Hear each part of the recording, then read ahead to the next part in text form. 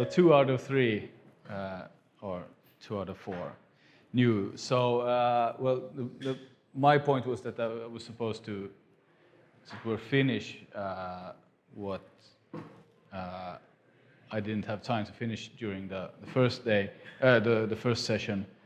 So, and I was left, I wanted to say something still about, I mean, we've been discussing, I gather that the main topic, at least my main topic has been, and I think yours also, something about how love places itself as somehow at the very core of our being or our existence, in a certain kind of love which is unchosen and inescapable in many ways, and that, as it were, conditions the possibilities of what I wanted to say being something like owing up to it, but at the same time also denying it and turning away from it. So that has been the main structure of my talk, and I wanted to say still something about, well, two things. One in which, or one of them being this idea of I think exactly the idea of owing up to or redeeming this notion of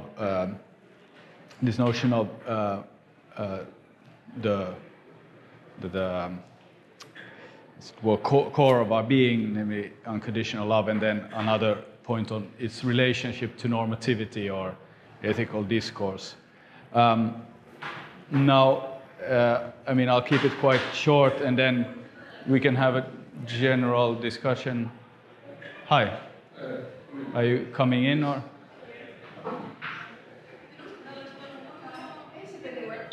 Sorry? Can I sit anywhere? Yes.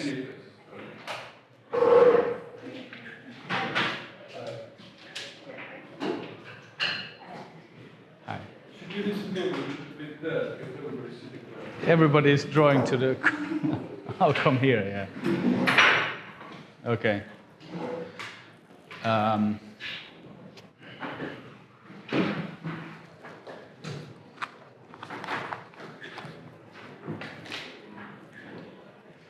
So, but you weren't here in the earlier sessions either. I just said quickly something about summarizing it about I'm continuing what I didn't finish in the earlier. So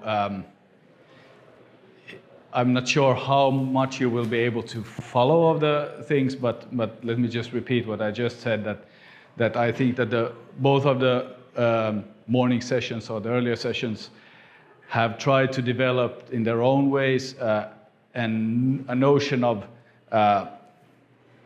or placing love, and this is maybe more my part, placing love as some kind of a at the core of our very being. So there's a certain kind of unconditional love which somehow we are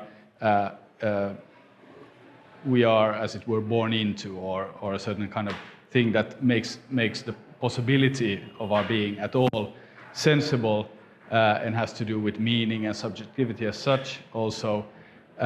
On the one hand that, and then on the other hand, of course, which is obvious that there's a certain aspect that it's not that we are very loving beings all the time. So there's also the very obvious sense in which we are in all kinds of different ways turning away from love and misunderstanding love, which is Joel's maybe presentation much more about the different forms of misunderstanding love and how they are connected to it. So the last part which I wanted to talk about was one about how to, as it were, formulate this discrepancy or this difference between, on the one hand, having something which is love as unconditional at the root of our being, and then on the other hand, somehow our relationship to that love as subjects or as persons or however you want to place it, that somehow have a certain distance to it also. And maybe I'll just say very quickly, I mean, I gather that the easiest way of framing what we have been talking about love as kind of unconditional and the center of being is the very simple fact that that as human beings we inescapably or without any choice are always addressed by each other. So there's no way in which we, as it were, in which other people can be completely indifferent to us. So we see someone, and the other person always addresses me, but and that makes it possible for me, for instance, not to look at the other person or ignore them or kill them or love them or whatever. So in that sense, the unconditionality of love is in that sense already there, something which we do not choose at all. Okay, I'm going around in circles. Sorry for that, but it's just one. Yeah. Just add one thing. I mean, maybe Of this the last point, that it's that you say, as I think both Niklas and I once said it, that love is somewhat inescapable. That we got the invisible. We always love. You think of human being loves each other in the video. There's no human being completed. Even like the words, even Niklas would be terrible. Actually, if you actually had did that and then someone would talk to him, even that would be terrible. There's somebody who doesn't know what we hear about. Somebody hurting themselves. You almost created with that, even in theme, that to this person is nothing because I don't care about it. In fact, when you're there, something happens to them, you do care. So everybody cares more, everybody else all the time. But that doesn't mean, of course, that we cannot hurt each other and terrible things to each other. On the contrary, the point is that precisely that this care opens up like a moral space of possibilities, which means, for instance, that we can mistreat each other. But to a chair, I can't mistreat. I mean, it's not that I make cruel like goblins if I just throw the chair on, because the chair is not. I can't be good to it. I can't love it. But the poster means that I can't do. I can't be evil. I can't do anything in that.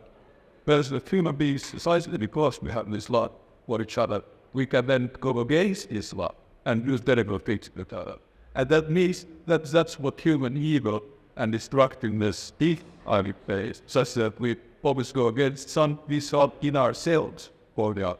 And that's what gives human evil its character of being evil, which always makes for the system that you also in this place of himself when you look at the peace parts. That it's not that Hilda was a very happy person. It's not that he had it fine, but the user. Whatever he did to reduce, we also been putting up. So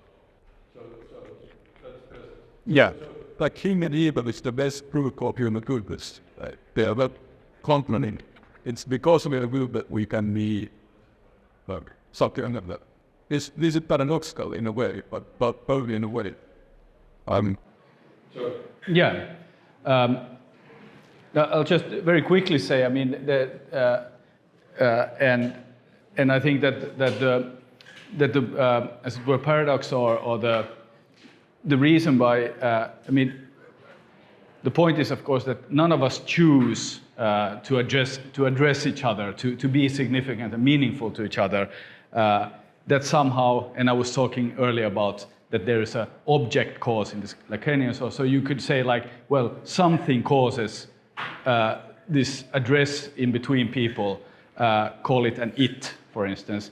But so to a certain sense, you can of course say that, well, it causes us to care about each other in an inescapable way. But exactly to the extent that I am someone, that I, as it were, that I exist and not an it, it's no longer in that sense an it that causes simply the other to be addressed, but rather that I am responsible as the one who addresses you. And I'm also responsible for the one that am addressed by you. So even though, I mean, you can kind of frame it in this sense that even though it caused, as it were, the other's response, I am nonetheless the one who the other or the you responds to. So you see this kind of double thing that on the one hand, I mean, there's something that we cannot choose. Love is something that is in that fundamental sense given to us. Please come in. And exactly in this way in which it's not chosen somehow, or not somehow, but that exactly makes us, in a certain sense, fully responsible for it. So in that sense, I'm talking about owing up to it or redeeming this sense that we somehow really do love in this bizarre way.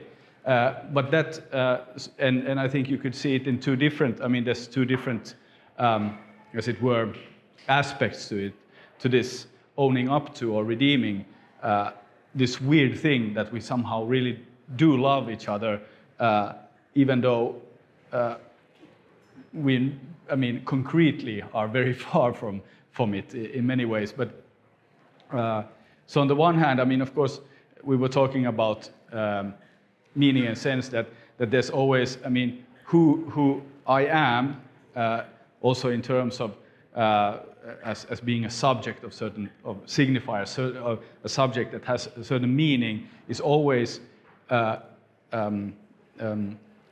it were, tied to how the other responds to me.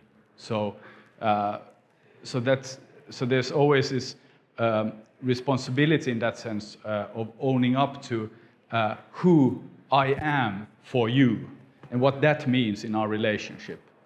How I address you. But there's, of course, it goes also the other way around, in the sense that, and I think this is also kind of a, let's say, also in many ways,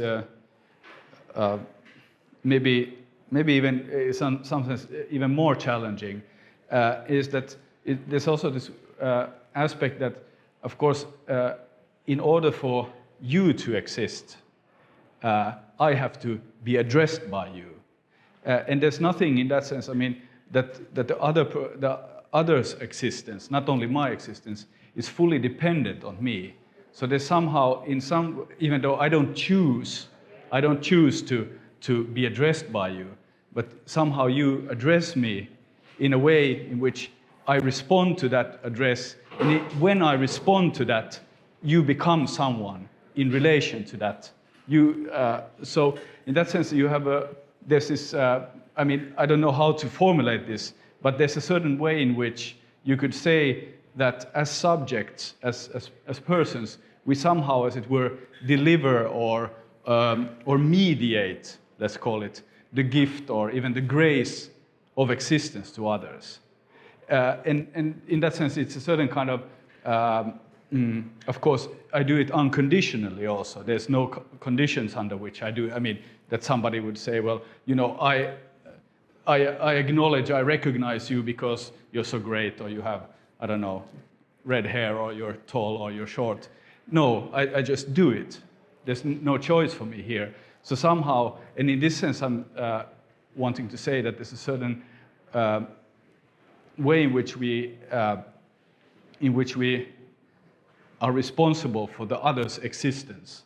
And there's a kind of, why I call it love in that sense, exactly, that we in a certain sense give something to the other. And this giving is a certain primordial form of caring for the other. And that gives a certain kind of sense of calling it love.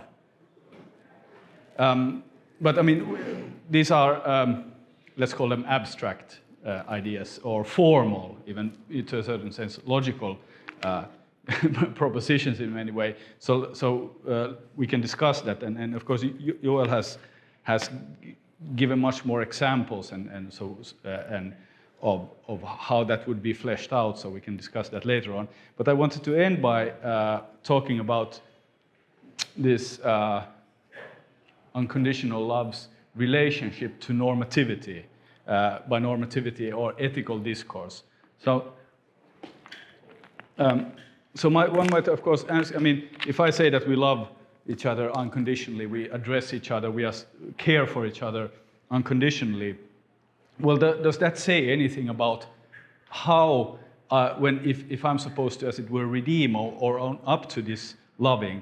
So what does that mean? Can I give any, let's say, principles for how I'm supposed to act in order for me to realize this love or own up to this love? So that would be, in a certain sense, the question of whether or not this unconditional love has, as it were, a normative content to itself, if you follow what I'm saying, so that there would be, as it were, a command or a law or rules that, as it were, ethical rules or ethical principles that this unconditional love comes with, and, as it were, kind of, gives, a rule book or law book saying that, well, here you are in this existence, you love everyone unconditionally, and that means you're supposed to do this.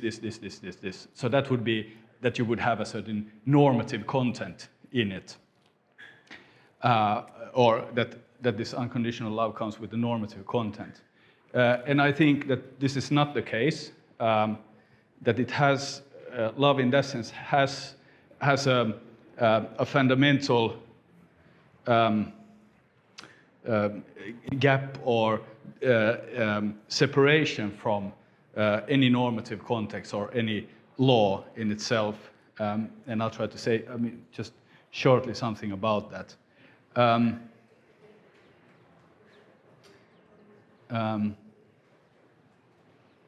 Let me see. Well,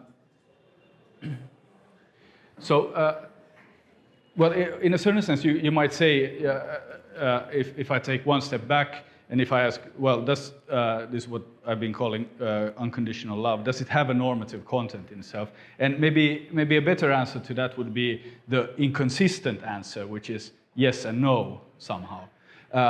And I'll take my, as it were, as my starting point from Emmanuel Levinas. Some of you might know, but we talked briefly about him earlier today, where Levinas has this idea, which is basically that the face of the other, which would, as it were, more or less resemble what we've been talking about, this inescapable address in how we are addressed by each other.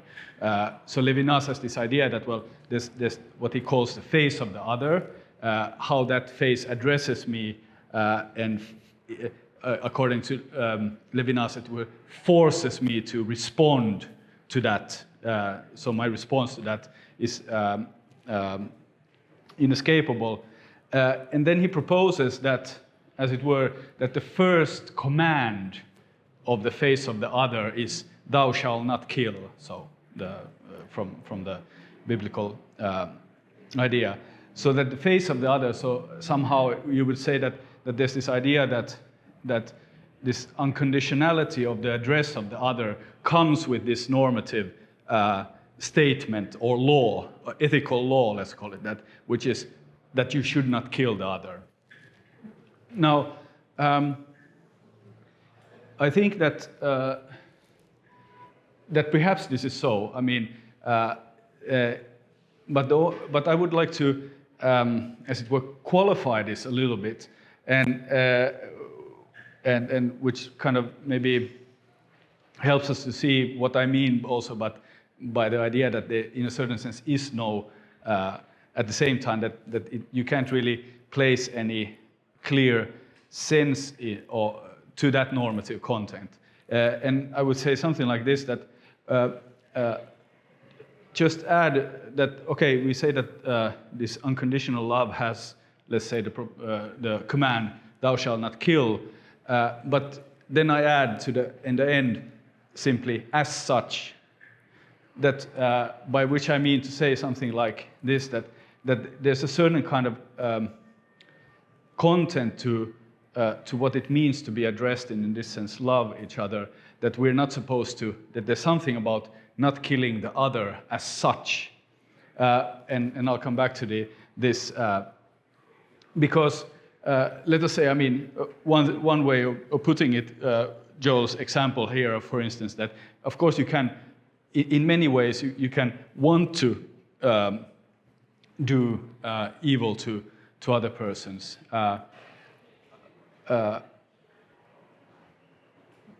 Or let me put it this way. So there's a certain way in which we might say that, well, this unconditional love means not to harm the other. That I do not want to, in my love, I basically cannot want anything bad or anything pain and suffering, let's say, to the other as such. But of course, I can have reasons, which I could say, like, for instance, I can have good reasons for whatever doing things to you. I mean, a very banal example, somebody hurts themselves, let's say a small child hurts themselves. This, as a parent, you know what this is more or less. If you have a small child hurts themselves, you have to tend to the wound. And there's a certain kind of, every time you try to tend to that wound, it gets frightened and terrorized the child. It doesn't want to face whatever that means to take care of the wound. So in that sense, of course, there's something about seeing that terror in the child's eyes, in the face, in the expressions, that incites me that I do not want, I cannot want that terror for the child as such. But of course, I have good reasons for doing it, because doing it is a way for me to actually care about the child. So that means, it's a very simple and banal example in many ways. And then, so you can, let's put it this way, to the extreme somehow, that, well, it's a kind of an open question that certainly we do not want or cannot want, let's say, death for another person as such, but we might have, that, let's say, an open question, reason to kill someone at some point, which is, as it were, not in itself maybe, at least I'll leave it open. It might not be an offense to love as such. Let's leave it open. Maybe it is, but I'm proposing something. But at least that there's this idea that we have what Plato already, as it were, discovers maybe, that human beings, that there's something about this unconditional love which makes human beings teleological creatures. And teleological in the sense exactly that we always, whatever we do, has a certain kind of, they have, as it were, or our actions are able to be placed in the space of reason, that's, if we call it like that, which would mean nothing more than, let's say, anything, and this is, of course, Plato's idea that, well, anything you do or say, I can always try to start asking, well, okay, so why do you do that, even walking? Why am I walking? And at some point, you will, in this, let's say, rational investigation or examination of the reasons that we do things that we do, we will, our end point, that is our telos, will be the good. And my proposal is that this good that is at the end of the teleological beings that we are is essentially connected to or informed by or grounded in this unconditional love that is there. Somehow answers to that.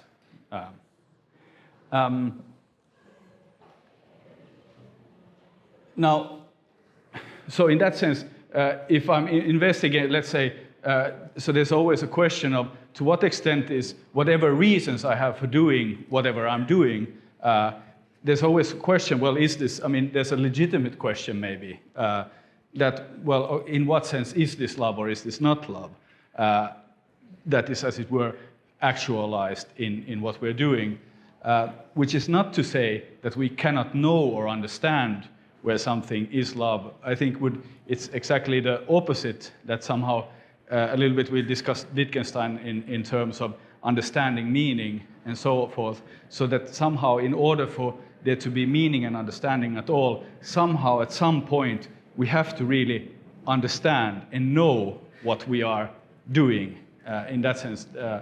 But I want to say that in this sense, the teleological point for human beings is that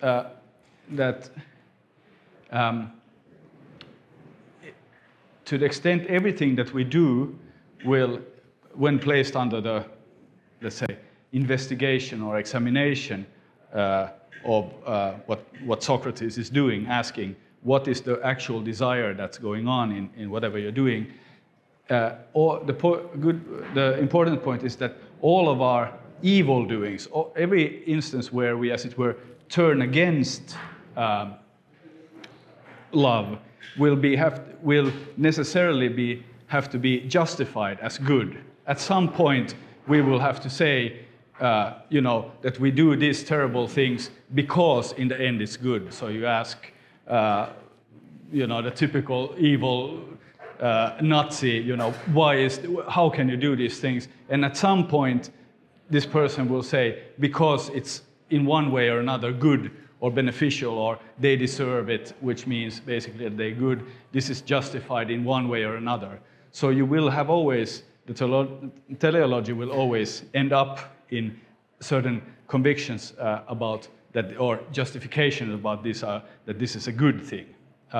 So in that sense, you could say that, of course, you can ask that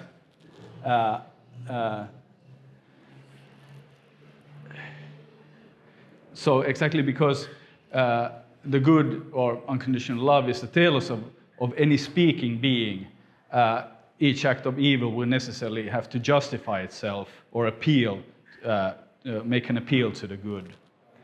And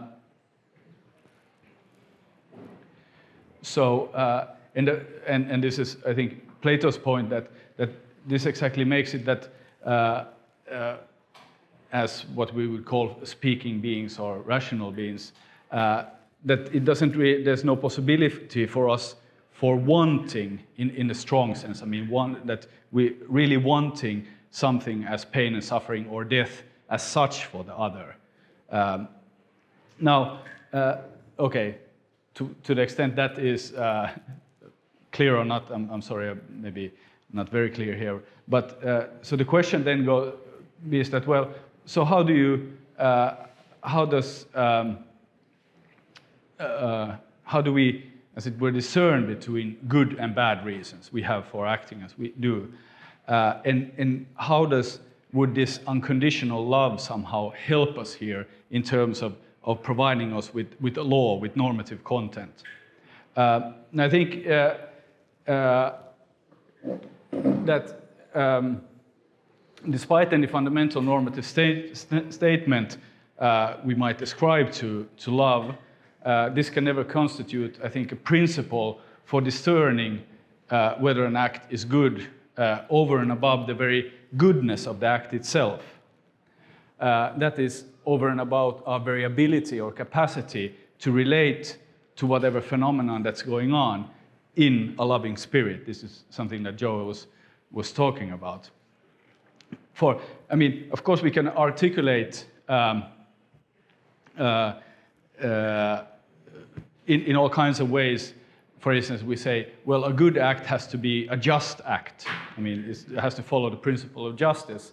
But the very point here is that to say that whatever is just, or to ascribe that as a kind of a normative principle, already presupposes that in our judgment of whether or not what is supposed to be good, we have to already be just or good. Because if I'm not just and good, and I'm going to say that, well, in order to be good, you have to do this or this, then you will exactly, if I'm doing it for evil, then those reasons and principles will be evil. So the principles in themselves are not able to, or provide, as it were, the substance of the goodness that they're supposed to be. But of course, we can have, to the extent we are and have the capacity, which I think we have, to to be good in that sense. I mean, to be in a loving spirit and look at issues. What was your great formulation? In a loving spirit, a truthful spirit. Exactly, the spirit of truth in love. So in that sense, I mean, that's of course, I think, possibility, and the only possibility we have exactly of not being completely. I mean, if this wasn't the case, then there couldn't be anything like good and bad. There would be just fully arbitrary choices. You know, I say that this is good, and then that's justified because, you know, I say it is good, and then you say something is good, and then it's justified because you say it's good. So, so the point here, maybe just the final sentence, that that we might say that, for instance, justice or the goodness must fulfill certain criteria. I mean, of course, we can say that. However, what this kind of formula presupposes, that is what ethical or normative discourse presupposes, is that the very criteria which we might ascribe to justice or good must themselves be just. So it presupposes that we are just in our assessment of what justice is. So the very means by which we are to discern the extent to which whatever criteria of justice or good has been satisfied is part and parcel of the very moral existential strength that the criteria themselves call for.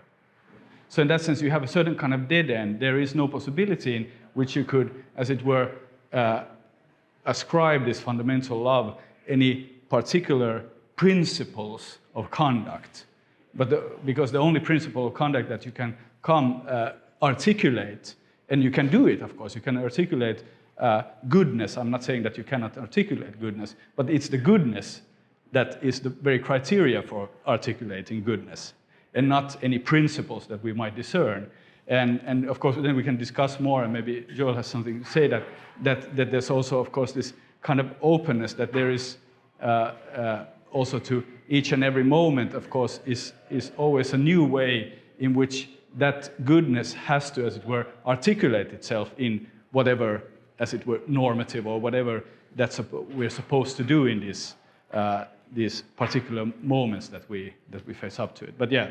I look maybe an example would make this point concrete why principles as such or norms such don't help us as in real terms, in terms of love, in terms of what's really just on the women. I mean, you think about, let's say, the idea of consent in sexual relations, which of course, as you all know, has been very much discussed recently, you know, but sometimes the idea is the same as, oh, if you just want everybody to understand what's supposed to, we have to tell the boy, teach the boys that they are caught first, you know, whatever they do in sexual terms, you have to ask for the other's consent. If she says yes, then you can do it. Well, okay, so it seems like here we have a solution, but a problem. I mean, if you look at the trip superficially, it might seem like that. The problem was that before people didn't know that they should ask. They just took whatever they wanted. And of course, first of all, that's not only restriction of how it was because everybody has always known that it's a terrible crime to take by force from somebody what they don't want to give. Everybody has known it, but before it sadly used to be the case that people knew they could get away with this crime. But they could take in certain situations, not always, of course. They could take whatever but wanted and nobody knew criticized them. You could even make, you know, behave badly towards and those also get men toward women. And they would get away with it. It's not that people didn't realize the system of God. It's just that if you give people a possibility to behave like assholes, they often will. If, you know, if nobody will keep them, hold them accountable, this is what will happen. So it's not that people didn't know, it's that they had a possibility to act this way. But now, so let's say now that we have this rule, you always must ask, and then if it's a yes, then it can be. Then the problem with that, of course, is one obvious thing is that, of course, you can ask, and somebody can. You can have a situation where power relations are such, but the other person very much wants to impress you, for instance, and want to flatter you or whatever, or hates themselves, or a million reasons you could have for saying yes when you don't meet, or you are completely confused about what you want, so you don't know yourself whether you think you want, but actually you don't want. And so on. There are countless possibilities called yes, where somebody can say yes and it doesn't at all mean yes. That you keep from the beginning as spoken author phrase, I think that it's as though, unless you ask, you have no idea the other person wants. Like you have no sense on how the person. And if that's the case, if you have no sense of the other, that all you will know is to understand whether when they say yes, whether that means really yes or not.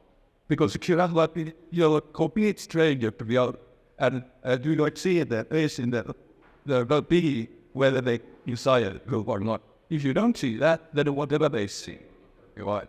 And if you then think that, well, but she says yes, so I will do it, then you're just beginning in the same kind of way as the producer was that you didn't have a house. So if you see more or less the point that these goods will not help you at all. If you want to be helped, definitely you can give it go. And if you don't want to, you don't need it. Really. I'm not saying that it's a bad thing to have these goods, because we have all kinds of laws and etiquette goods and so on in society, in foreign affairs. And we need that because precisely because people don't want to take responsibility for what they are, how they act. So we need rules, but as such, the rules should have decided. They will be sought and built. And all the main problems that can be are there. Well, never, even if you have a million, there will be always problems, because if you use, as you know, like the Lord, somebody that all people will have, they will find some way at least to know the good so that they can do the things. But it's all come. And you can do that too. We can all be the largest one. We don't love each other. If we behave lovingly to each other, we will always use all the good to make it to, what bad it is. So don't matter decide. Yeah.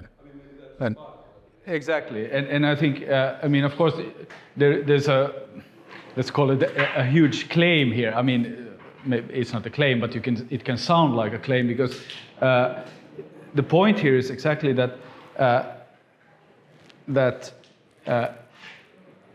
it seems in philosophy and moral philosophy that there's this kind of idea that there's a certain kind of, that our fundamental problem with these things is a certain epistemic problem. So we don't know, how can I really know, if you said yes, did you really mean it? And that, of course, it's not, there's many situations where things are uncertain, but the question is always like, what is it that constitutes this uncertainty that we have in relation to things? So I think one of the things that we have kind of wanted to bring out also is that there's a weird, let's say, metaphysical or ontological presupposition in a lot of philosophy where we start with the idea that we really don't, there's no fundamental understanding in between, that we are somehow, like these, whatever, atoms or machines or whatever, and we don't understand each other, and then we're supposed to somehow construct an understanding in between, that we know what it means to be what you're saying, that I really know what it means, or that my possibility of knowing if I'm loving or not is how can I really know? So there's a kind of idea, but I think what we have tried to show is that rather it's the other way around, that you cannot, that way you'll never get into any idea of something which is an understanding or anything that is meaning. And of course, a lot of philosophy then, as it were, affirms that and says, well, there is there's only social constructions, there's only social rules, and that's all there is no understanding. And you can discuss that. But our proposition has been that rather that it not only is there a possibility, but at the very core of our, as it being an interpersonal relations, there is a very fundamental understanding. And that understanding makes it possible for us exactly to misunderstand each other. and as it were, not reveal our, as it were, thoughts, but that not revealing it. Let's say if I'm really genuinely, care about you, and then you don't want to, as it were, say, what's wrong or does this feel good or not. Of course, I might not know in that sense the content of what is it that you don't want or what's wrong with you. But of course, what I can know is that there is this hesitation, that there's this way in which you're avoiding something in me. I mean, all of that, I think, is the very fundamental way in which it's not that we have to have some kind of magical telepathic connection, but rather that connection is always already there. We cannot understand ourselves if we would not have that. So that's the kind of, let's say, a strong claim or proposition in that sense, and which makes it exactly in Joel's examples, for instance, that's a sexual relation, that somebody says yes to whatever, and it might exactly mean no, but if I just take the law and then I say, okay, so now it's permissible for me to do whatever, then that exactly means that I'm not interested in really understanding you, which is something that, and in order to not want to do that, is that I have to block myself from seeing and kind of repress or disavow this understanding that I have in relation to you, which might not say any specific about the contents of whatever you're thinking, but exactly these hesitations, these doubts or these insecurities or whatever. And that's already, that kind of understanding then makes it possible or if you have that sense, then of course you're not going to force yourself on the other, even if they say no or not. So the law in itself, it's very hard to see how you could articulate what that understanding should always, because in a certain sense, the good that you want to have in all situations is connected to exactly this understanding and openness that you have in between each other. And how do you write that as a law? So that's a certain kind of... And basically, an issue that's that, and at least when we say, I don't understand at all why should I with the sale on time, each other. Then of course it's not at all certain, and often it's quite clear actually that this is not genuine. It's not that a genuine knowledge, that it's that if I have very for somebody, I have to pretend it to myself that I don't understand. But like sexual harassment is a good example here. And somebody tells like the PD is being nasty for stuff. And then he like the boss towards her is be there, I don't know, and breathe. And then so when she gets really good and upset, it's like, why? I don't understand why I was just joking, or we're not so very insensitive nowadays, all this kind of bullshit. And it's quite obvious, but it would be completely stupid to say that this is real. The reason that he made the joke was that he genuinely thought it's just a nice joke.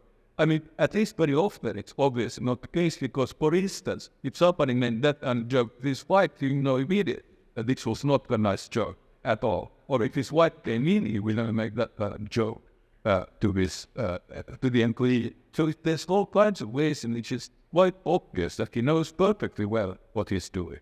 But in order to do it with a good conscience, as it were, he has to pretend to himself and to others that he doesn't know at all. I don't understand why I did nothing.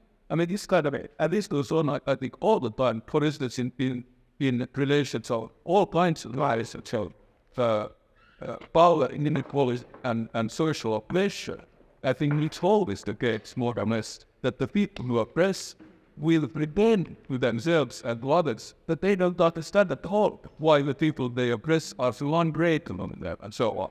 You know, that why are the poor so unthankful to me, and I have my servants, and I've given them everything they need, and still they don't thank people. I mean, and it's in a way completely sincere. It's not, but it's sincere, in the way in which when we deceive ourselves, that means that we, in a certain sense, believe it ourselves. That's the difference between just lying to others. Then I know I mean, if I just like others to say, I don't know why should I act in that way, then I myself actually know why should I act. I just don't admit it. But when I deceive myself, it means that I will admit it even to myself. My own knowledge I don't admit to myself. So in that sense, I'm sincere.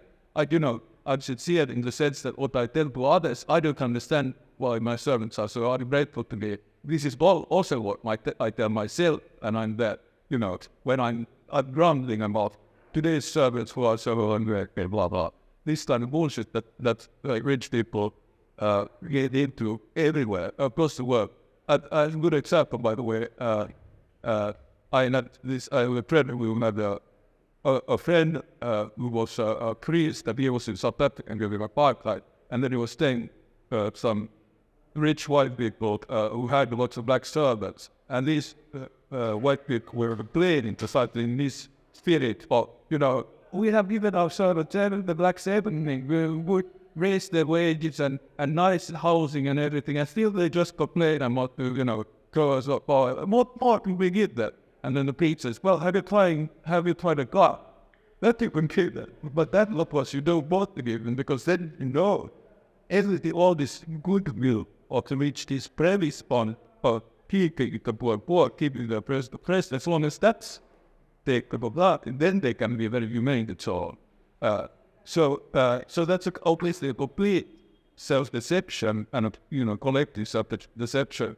But and people can believe it sincerely, but of course, then on the other hand, they are the interesting thing, and what also reveals self-deception to be self-deception often is that, that it's incredible how stupid people can be when they are deceiving themselves. But that rich people say is that everybody who is not himself a rich person will see through it immediately.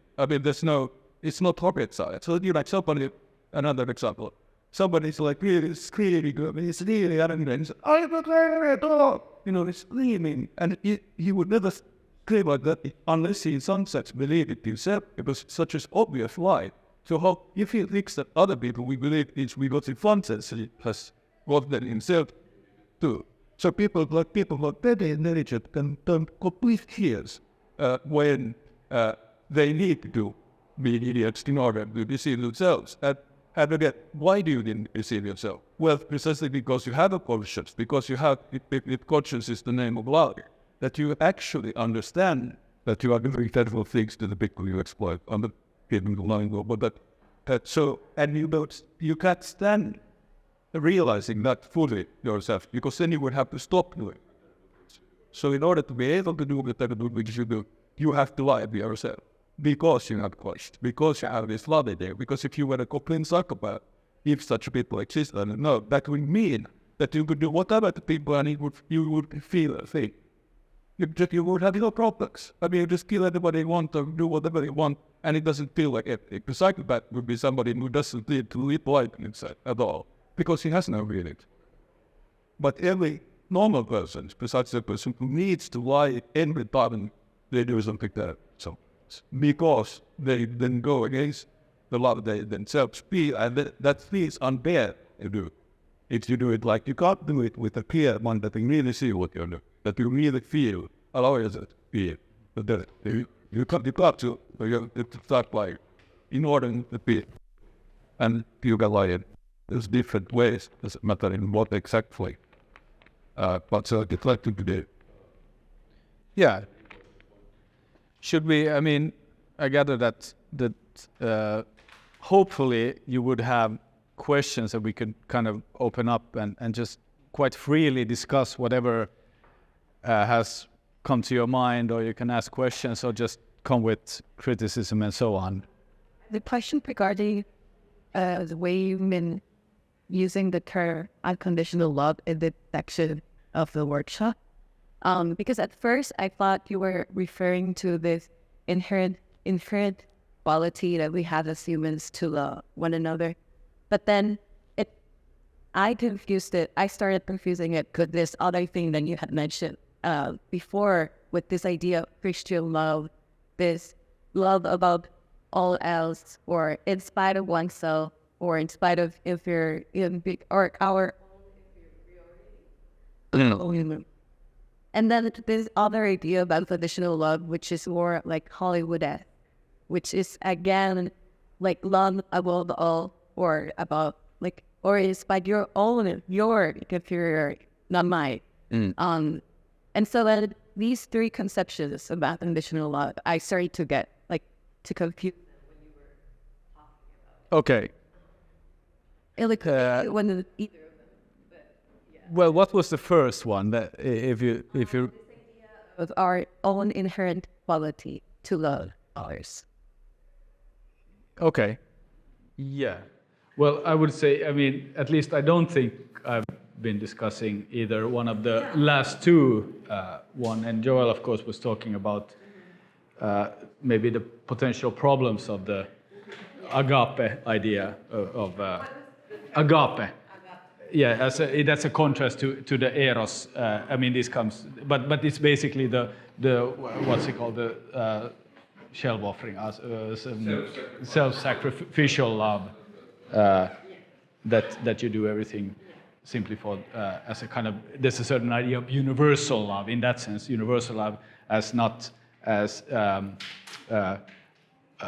unegoistic or not self-centered, which, as Joel pointed out, usually means that you as it were take yourself completely, that any enjoyment or anything good that love might bring you is always something that negates whatever universal love. So I wouldn't, I mean, so at least Joel can say for his sake, but at least, I mean, I'm still, this our ability, I mean, yeah, of course it's a certain kind of our ability to love each other, but I also want to say kind of strongly that ability is somehow, I mean, and this is the difficulty of kind of articulating it, which was my point with that there's a certain kind of double kind of aspect to this, that in a certain sense, my ability to love is that we're conditioned by or by a way in which I already in some way love. And this was my point with this, that there's something in the philosophy's kind of idea that what we discover, for instance, that whatever normative context is something that is already there. So it's not something that we, as it were, comes out of, you know, of nothing, but it's something that we discover that hey, okay, somehow there's something about in the ways in which I cannot not respond to people, and the way in which that address also comes with a certain care, and so it's a certain kind of, that ability then to love is already kind of conditioned by that I somehow in a certain way already love. And the unconditional here is, I think, unconditional is usually, I mean, it's not unconditional in the sense that maybe the Hollywood romantic idea of unconditionality is something like, you know, whatever you do, I'll love you, you know, this infatuation, or where you don't really want to see the other person. But unconditionally here, I think, simply means that without, and I mean, there's nothing that I could choose here at all. There's no conditions in that sense. But that, of course, means that my loving you means that if you treat yourself or someone else or me terribly, then I'll admonish you for that, or try to. I mean, that's part of my caring for you, is somehow to you know, shake you and try to get you to see. So it's not an unconditional acceptance. So that's usually like the infantile idea of love, that, you know, that you're accepted as such and taken into the, you know, to the in the mother's embrace, you know, how shit you are. So, and I don't think what we're talking about love is that kind of, yeah. So you want to? Because I think this is one of the very most basic, I would think, conclusions about love, and also difficulties in a way of understanding how, because if you say on one hand that love, I would say that in one sense, if you love someone, it's unconditional, or not just in the sense that every person loves any other person, we can choose about, not just in that sense, but also that if you love somebody else's needs, for instance, that you will put no, I mean, you will put no limits. Yeah. You love both hard. That means you will put no limits on it. Loving it. And I mean, to take an example where we can all, I think, relate to it, that if you love your child, whatever they do, even if they do the most terrible thing, you will still love. I mean, that if you don't, everybody can see in that case, a parent's love for their child, but there's a problem in their love if they say, well, my child didn't turn out the way I want him to, so I will follow it. I mean, parents do that all the time. In fact, but everybody can see that this is not how love should be, that this is, or that there is a lack of it in these parents who some project or demand, make it conditional, or you have to be like this and this and this, otherwise you'll fall. And we say this all the time, of course. We have not made so many words, but we show it our children because we are quite loveless in thousands of ways. That unless you are like this and that, we won't feel love. We will dislike you. We will find you disgusting. We will find you troublesome. We will love your sister more unless you love. Because look at her. She's like you also should be. We love her, but not you too much. I mean, that kind of thing we all put on with our children. And obviously, it's not an expression, I would say obvious, it's not an expression of love. It's an expression of the difficult, a manifestation of how difficult it is for people to love. But the extent of loving their children, which they should do, completely go back to it, they have all kinds of ideas about themselves, for instance, that then their children should fulfill the things they themselves will do, or they should be exact copies of me, or whatever. This kind of, it's completely loveless, all of it, but it's mistaken for love all the time. And the children learn to think that, oh, so love is this that I do what mom and dad want me to do. And then children miss you, word or because every terrible thing we do to our children is always done in the name of love. It's not that I say, I'm just a shit who wants, being to rule you, have decided with for and use power of you. No, I would say, I love you, dear. I've been a father. I love you so much, and that's why. And then I start using power. So I only use power when I actually, without, I use that power in the name of love. And parents accuse the child of being loved. Oh, you don't love mommy because you behave so bad. When the child said that they didn't come, it's the mother or father who actually want to impose all kinds of things that are quite lovers of the child. And then they abuse the child and make lovers. So that's the habit. But I think you can also, agree completely, but it goes the other way around also, that usually that the as it were inability or the lack of love in this sense also turns out that you start, as it were, accepting children, they're bullying people at school, and then say, that's really good, go for it, and daddy loves you because you're because you're doing it, or whatever you do, it's always great, mommy loves you, whatever you do, however, and of course it's not like that. In a certain sense, of course, like Joe said, that of course it's not that if somebody does anything terrible, even if your child is Hitler, you somehow you have to love, you still love them, but that doesn't mean that you, as it were, accept whatever they do or just somehow. So the difficulty of loving, of really facing up to, I think, the challenges that, for instance, children have in that we have as growing up, and our ways of trying to avoid things being terrible to each other. It takes, as it were, love to face up to that and in a certain way stand by and also admonish. Be not maybe disciplined, but draw lines, as it were, to children also. That's an important an expression that not doing it will be a lovelessness, you draw back and you somehow don't dare really to engage and take your child seriously. But of course, here, all of these descriptions, there's no, there's no law that says when this is the case, then this should be, because everything depends. Well, sometimes when you make strict rules, it's lovelessness, and sometimes it's love. So it's, is the point that I would think that well, this is like, I think, the difficulty of, or I don't know why it's difficult, because it's not the global type, but it seems to be difficult to understand that for the motive, that there is one sense in which love is unconditional, and it says that you love your child with whatever that. But that doesn't mean at all that you accept evil from the child, or any kind of lovelessness from the child, whether it's against yourself or whether it's against, let's say, children, the friends in school.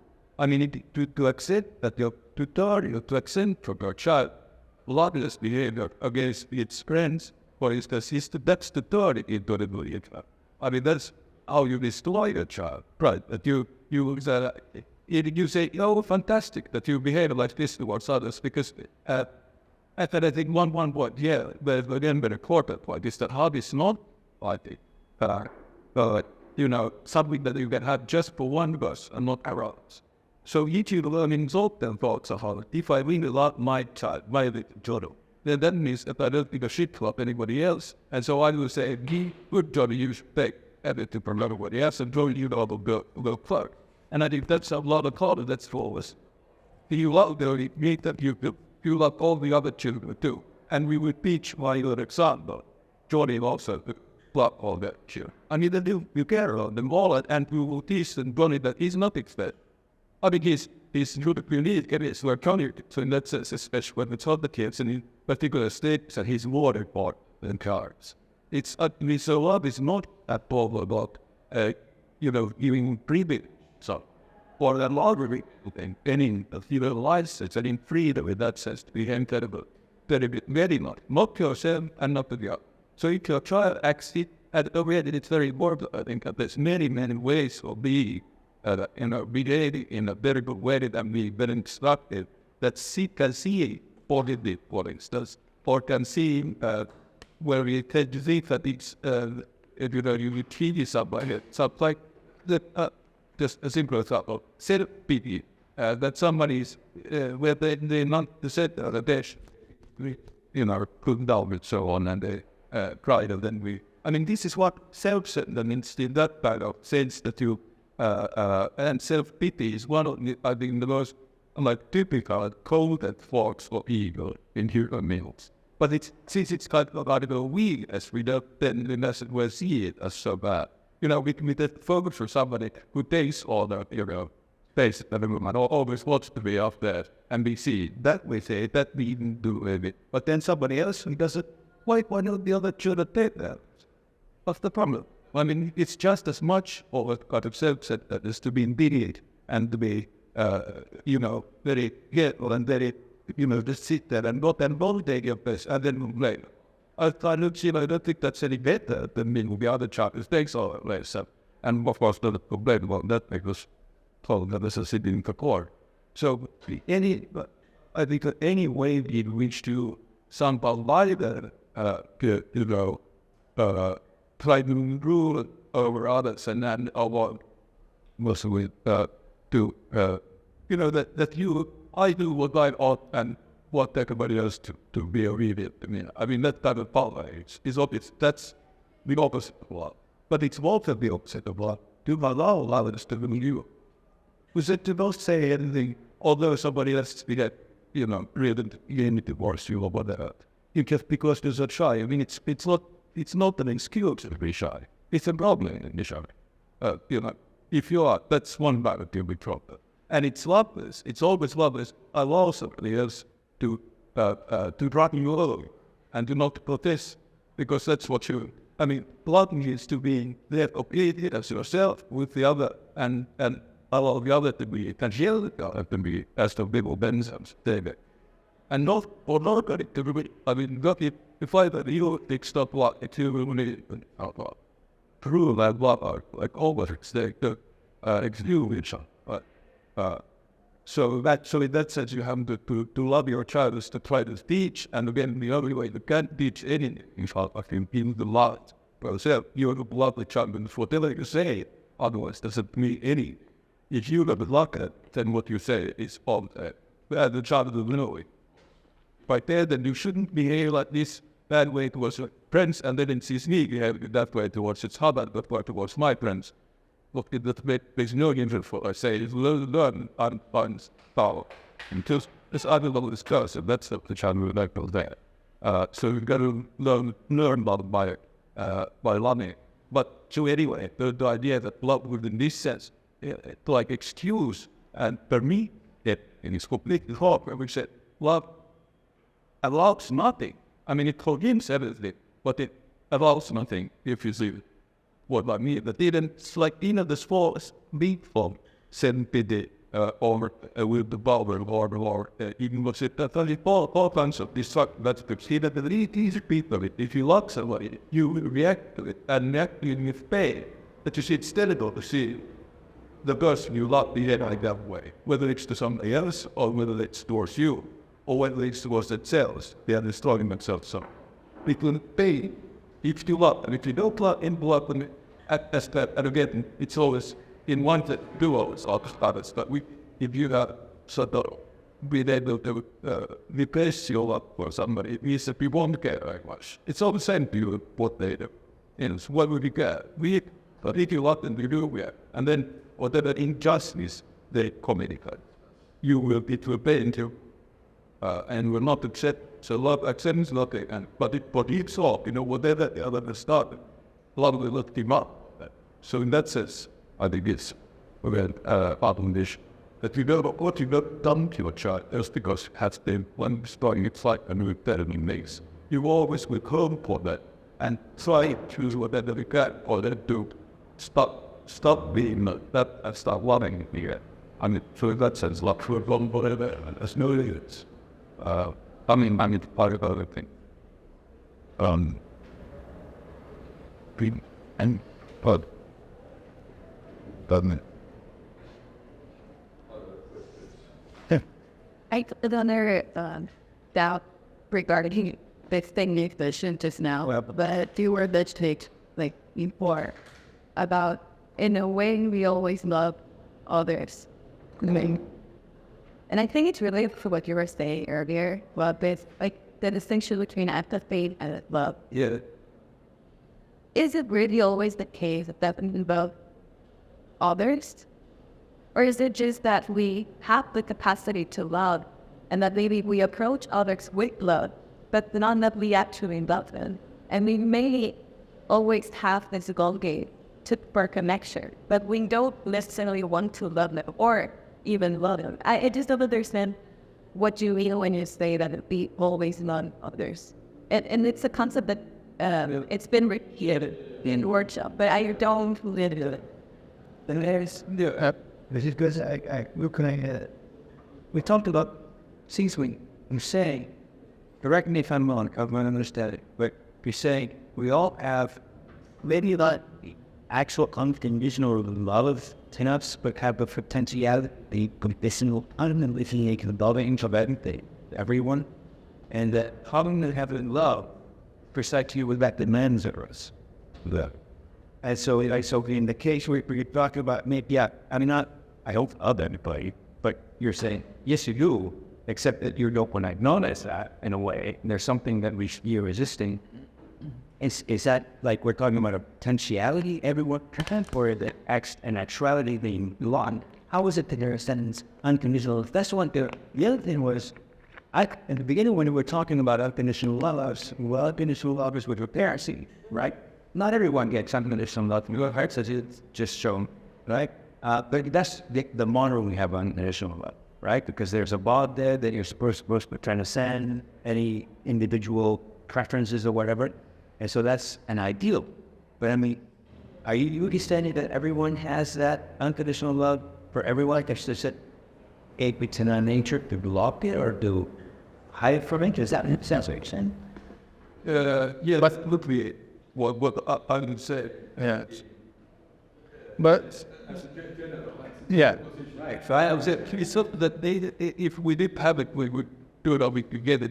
But we have it, but then we are very good at blocking it different ways, and we will like all the time unclear about it to various degrees and various ways. But just one way maybe of seeing why that or the kind of sense that that claim would make would be just to, that, if you really have no love or love, it would mean that whatever happens to them, you wouldn't give a shit. That, you can see them being like torn to pieces and you wouldn't mind. That it would be completely the same habit. And I mean, is there anybody who is like that? Who would be there? I don't really think so. So maybe, and again, very little of course spoilers completely from that, because people can still let them, throw each other, kill each other, blah, blah, all that, even if you have that. But in that sense, just that if love simply means that we are addressed by each other, or but in the sense, in this sense which is not new to us, but that you care about others than the other, that you cannot be killed. In that sense, I think we do have this unconditional, unconditional love, because again, it's not to explain why it's not that. But and I think there have been that you have done, for instance, sale, good norms on it. I say what are good works of love and what are bad works of love, or the contrary, it's love that decides what are good and bad norms, depending of that be good. And can it, and also, I mean, I would say that, I mean, I get your point, Victor, and yours also, that of course it's to say in this sense, well, I don't know you. I mean, what would it mean if I now start, pouring out, oh, I love you all? I mean, that's a certain kind of, what does it mean? But so one aspect is that well, it's an open question what it means. It's not that it has to. That we're saying that there's a particular content to whatever love is. I mean, over and above that, somehow we just are addressed, and then what that love in different circumstances and different modes of being will mean is another thing. So when I pass on the street, it's not the point that, I mean, why should I stop for everyone and, get to know them very well and love them? But when that situation, that might arise, and if then something, either you or I turn away from that, if somebody addresses you and then you turn away, then of course then there's a certain kind of exactly fear of love here. But that doesn't mean that you, in this sense, kind of universally love, that you have to love everyone the same. I mean, the same in the same sense that you have one paradigmatic example, the child or your lover or something like that, or your parents, and that is supposed to be that love is only when that happens. So in that sense, I think it's a kind of open question. I mean, it's an open question exactly, or limitless exactly, not only in the sense that how much we can love or whatever can happen, but also that love is in that sense limitless in all its forms of how we can relate. What that love will mean is an open question. So I think, I mean, it's an open question. I'm not saying, I don't know, I mean, and how to realize, for instance, the love in which, the way in which, because somehow, I mean, there's different, I don't know, channels in which everyone, maybe the whole universe, who knows, somehow addresses you and touches you. But what those relations will be is something, I think there's no ready-made law for that or contents. So that's in a certain sense what we are here, as it were, figuring out. And I would say that you can get the content exactly only from the actual ways in which we are addressed by each other. So that's the you start from that, and not from a ready-made idea of what that love is, but you start from the way in which de facto we care, and that's an open question. What the practice of love, as it were, will look like. And I mean, it has social dimensions, political dimensions, all kinds of different dimensions in which we are all the time somehow negotiating that, or trying to, for better or worse, trying to somehow manage exactly that difficulty of love. And plus, by the way, of course, you can turn it onwards and say, look, that everybody loves everybody else. It's true in one sense, but in another sense, too, there's nobody loves you know, in the sense that, if you think of, what love as it's listed, it's really true, it moves a lot of people to read it. All about the part. I mean, where do you find that?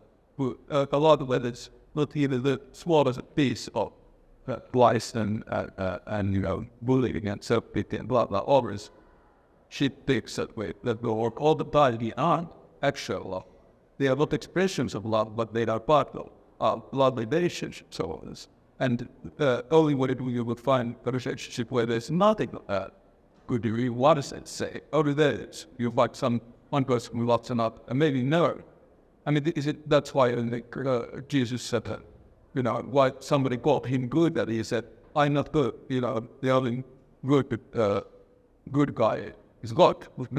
Why do you call me good? So even he was good. Not because he loved little, but because he didn't love so much, he knew that he wasn't only God. So only God is only him. This is what, this is like, well, I think to say that that's an idea. It's just that it's a kind of, and this goes back to the question of is it potentiality or reality? I mean, those philosophical concepts maybe don't clearly, it's difficult to say which one we should call it. Is it a potentiality or a reality? Because it's a reality, the land that we always speak about is a reality insofar as it shows. For instance, in the fact that you feel bad when you turn somebody out. So it's a potentiality that love. In that sense, but in some course also potentiality was that you get open, it was a more or less too. So it's never reality is a part of it as no one human love is ever also real. So in that sense, it's never as it's always other in the underline past, because it's not just a neutral reality like other. Well, if I wanted to talk about powers, that's it does not work. That the bone will I couldn't or not. That's all the news of possibilities. If I realize I don't want to read it, I should then also it's a thoughts for me to contemplate more and not be so close. Either this should be living here. Or Yeah, I thought you were going to say, when you want to call it a potential, that's also like that could be a way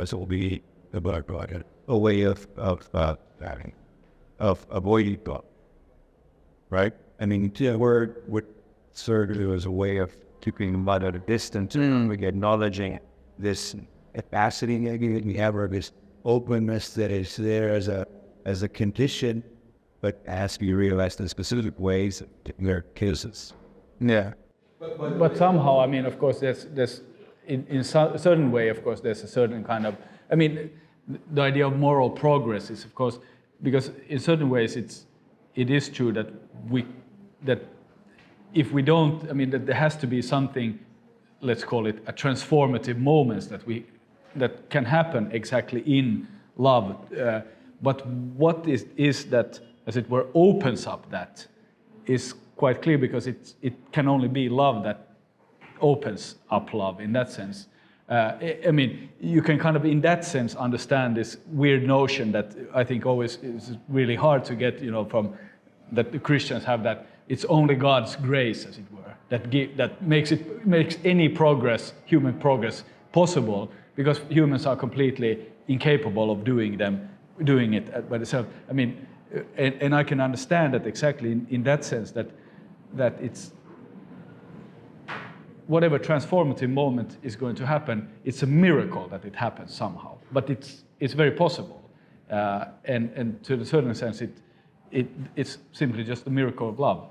You open up, and there's nothing more to that. So of course, I mean, it's obvious that transformative moments are needed, but how to describe that is, or this kind of, I mean, this kind of idea of realizing our potential, it tends to historically be connected to a certain type of discourse, a self-understanding. So maybe that's also a certain kind of way of somehow this.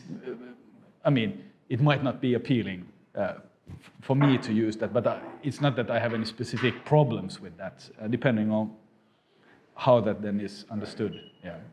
That's a small thing to watch, is where this the moral progress I gave it.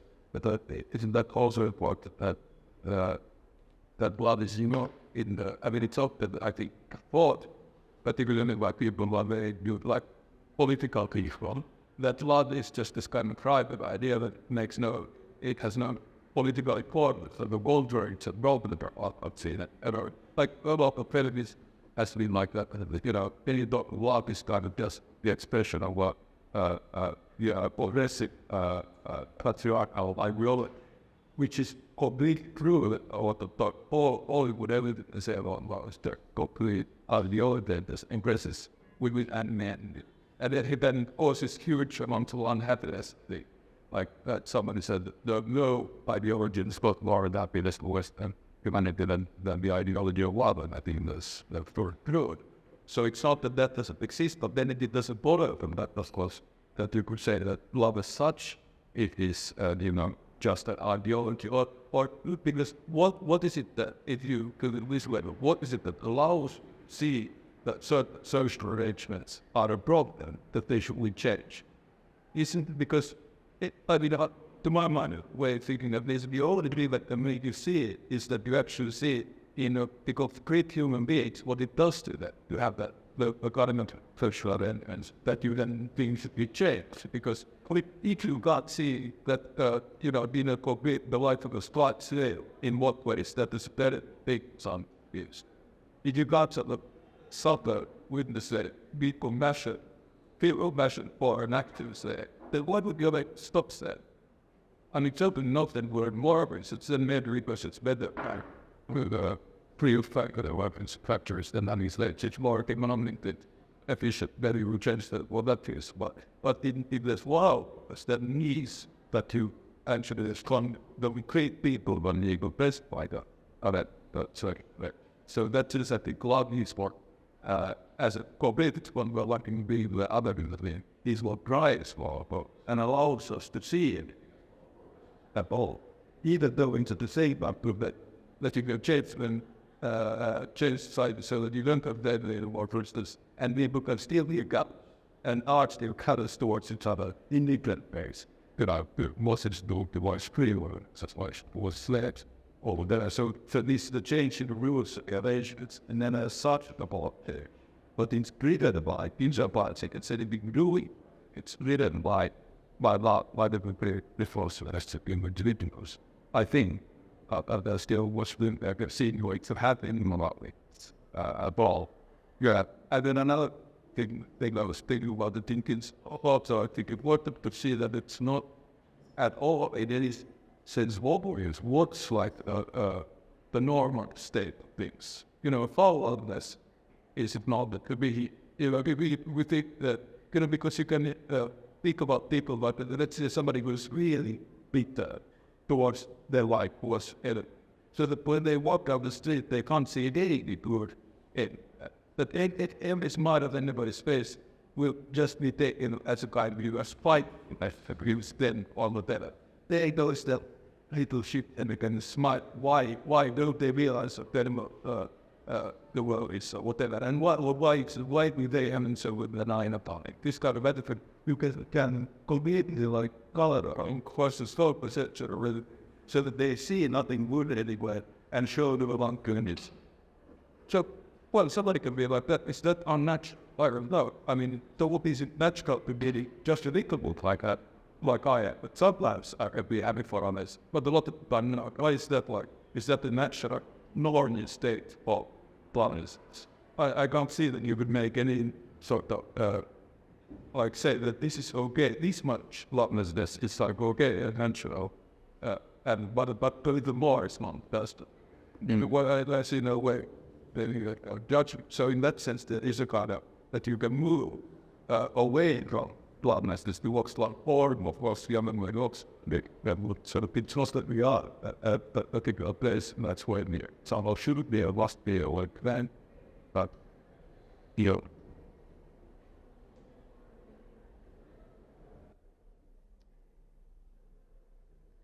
But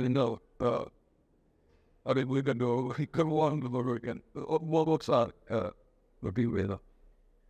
It's 6 and then Well, that officially we have still half an hour left, I gather. But I mean, we don't need to push it. So it's, I mean, we're going to continue tomorrow. I hope as many as possible can join us tomorrow. We'll talk from, I mean, as it were, bring these issues more into what we more usually think about love relations in also in terms of sexuality and things like that. So, but any questions are welcome and challenges, or comments. Good. Do I like them? And you like them? It look like. Yeah, we can call it. We can call it today. Yeah. We started at 11, so that... Hey, yeah.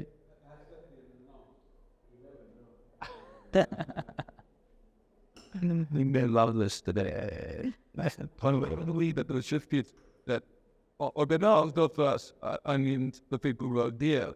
Yeah, I mean, because we were thinking original levels to get to something together, but now it's about to make sense of the program and it starts thinking.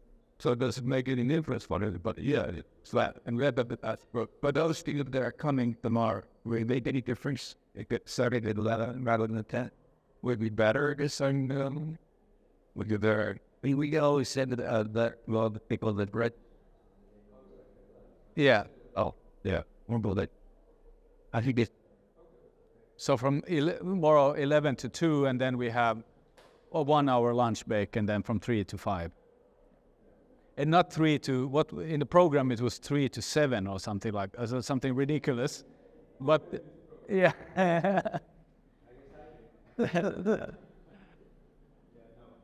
Yeah, 3 to 5 then tomorrow. Okay. it's fun. Yeah. Thanks.